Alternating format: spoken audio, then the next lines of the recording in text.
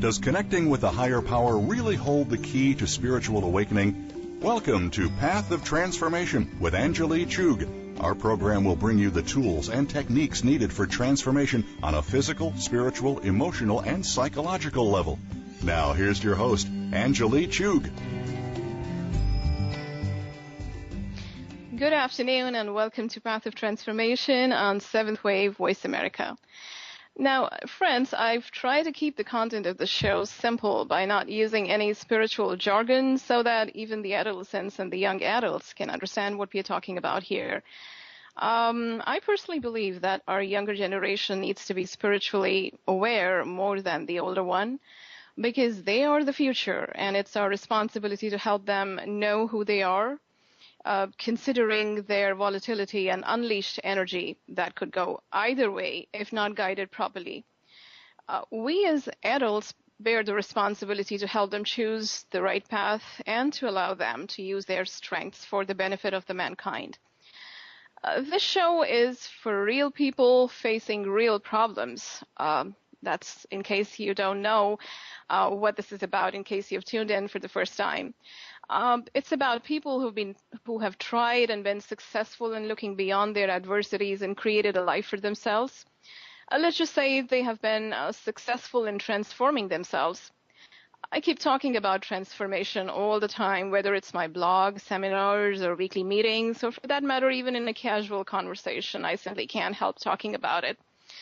I've been asked many different questions, but the ones that have been consistently asked are, is transformation even possible? Isn't it true that people don't change? They are who they are after all. Well, to both the questions, my answer is yes. Yes, transformation is possible, and yes, people do change. Sometimes people change without even realizing that they're undergoing a change. I'm sure you can relate to that too. The hardships, the turmoil they face sort of smoothens out their rough edges over the time and they change.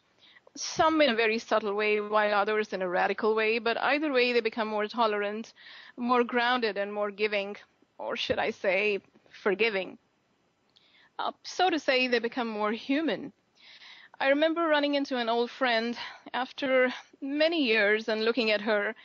The words that popped out of my mouth, unintentionally of course, were, "What happened to you?" And my friend smiled and said, "Well, life happened." I'm sure you can understand by when I said life happened, because you keep using these words so often in daily life. When life becomes the teacher, no one can escape the lessons and the resultant transformation. As against the first category of people, people who change without realizing, there are some people who make a conscious effort to change, either to stop the repetitive negative patterns in their lives or to create a life that they always have dreamt of. These are the people who recognize their power to co-create and manifest this power in their daily lives.